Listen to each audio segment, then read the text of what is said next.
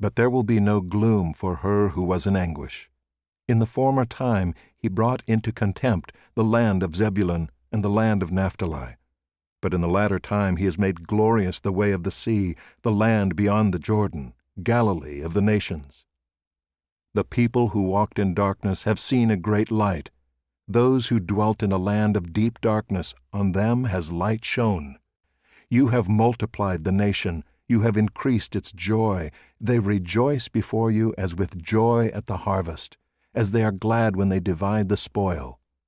For the yoke of his burden, and the staff for his shoulder, the rod of his oppressor, you have broken as on the day of Midian. For every boot of the tramping warrior in battle tumult, and every garment rolled in blood, will be burned as fuel for the fire. For to us a child is born, to us a son is given, and the government shall be upon his shoulder, and his name shall be called Wonderful Counselor, Mighty God, Everlasting Father, Prince of Peace. Of the increase of his government and of peace there will be no end, on the throne of David and over his kingdom, to establish it and to uphold it with justice and with righteousness, from this time forth and forevermore. The zeal of the Lord of hosts will do this. The Lord has sent a word against Jacob, and it will fall on Israel, and all the people will know, Ephraim and the inhabitants of Samaria, who say in pride and in arrogance of heart, The bricks have fallen, but we will build with dressed stones. The sycamores have been cut down, but we will put cedars in their place. But the Lord raises the adversaries of reason against him, and stirs up his enemies. The Syrians on the east and the Philistines on the west devour Israel with open mouth. For all this his anger has not turned away, and his hand is stretched out still.